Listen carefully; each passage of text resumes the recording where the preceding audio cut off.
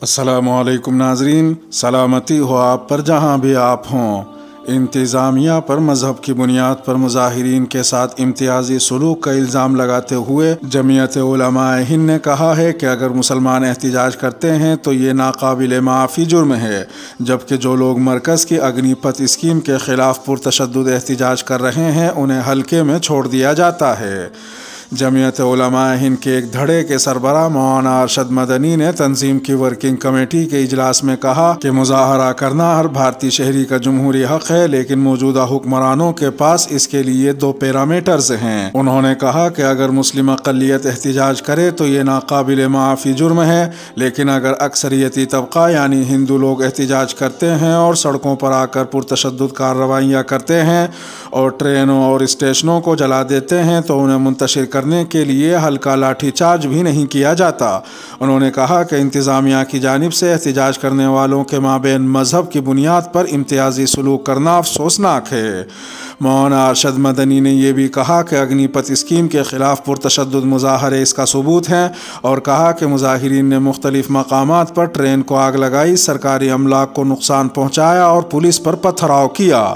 जमीयत के सरबराह ने कहा कि वही पुलिस जो मुसलमानों के ख़िलाफ़ तमाम हदें पार कर जाती है, इस पर खामोश तमाशाई बनी रही। इस पुरतशद्दुद मुज़ाहरे के लिए जिन लोगों को गिरफ़्तार किया गया है उनके ख़िलाफ़ ऐसी हल्की दफ़ात लगाई गई हैं कि वो थाने से ही ज़मानत हासिल कर सकते हैं।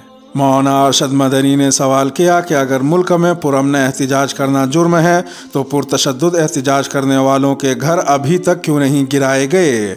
यहाँ मौलाना अरशद मदनी पैगम्बर इस्लाम सल्लल्लाहु तआला अलैहि वसल्लम के बारे में बीजेपी के दो साबिक़ ओहदेदारों के गुस्ताखाना तबसरों के ख़िलाफ़ पुरतशद्दुद मुज़ाहरों में मुलव्विस कुछ मुल्ज़िमीन के मकानात को तोड़े जाने का हवाला दे रहे थे।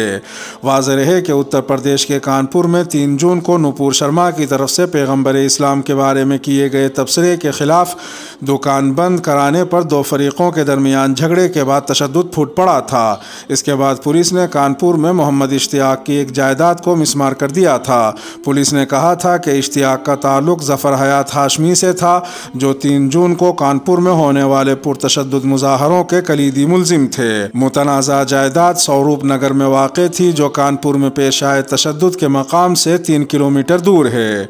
पैगम्बर इस्लाम के बारे में बीजेपी के मुअत्तल लीडर नुपुर शर्मा और नवीन कुमार जिंदल के बयान के खिलाफ इलाहाबाद में पेश आए तशद्दुद के सिलसिले में उत्तर प्रदेश पुलिस ने जावेद मोहम्मद उर्फ जावेद पम को 10 दीगर अफराद के साथ कलीदी साजिशकार बताया था। उत्तर प्रदेश के शहर अटाला और करेली में 10 जून को पथराव और तशद्दुद के बाद आफरीन फातिमा के वालिद और वेलफेयर पार्टी ऑफ इंडिया के रहनुमा जावेद मोहम्मद के इलाहाबाद के करेली में वाक़ 2 मंजिला मकान को इलाहाबाद इंतज़ामिया ने गैर कानूनी करार देते हुए बुलडोज कर दिया था। इसके अलावा 10 जून को सहारनपुर में पेश आए तशद्दुद के 2 मुबैना मुल्ज़िमीन के घरों को पुलिस ने 11 जून को बुलडोज़र से मिसमार कर दिया था। जमीयत उलमाए हिंद के हेड क्वार्टर में एक मीटिंग के दौरान मौलाना अरशद मदनी ने मुफ्ती सैयद मासूम साकिब को अगली मुद्दत के लिए तंजीम का जनरल सेक्रेटरी नामजद किया। इजलास में मुत्तफ़क़ा तौर पर मंजूर की गई करारदादों में से 2 अहम करारदादों में कहा गया कि जिन्होंने नबी की शान में गुस्ताखी की है उनकी मुअत्तली काफ़ी नहीं, बल्कि उन्हें फ़ौरन गिरफ़्तार करके कानून के मुताबिक सज़ा दी जानी चाहिए।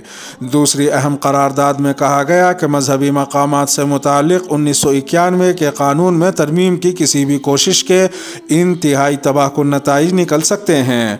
करारदाद में कहा गया है कि तरमीम या रद्दोबदल के बजाय इस कानून पर सख्ती से अमल दरामद किया जाए, जिसके मुताबिक तमाम मजहबी मकामात की मजहबी हैसियत वही रहेगी जो 15 अगस्त 1947 को थी।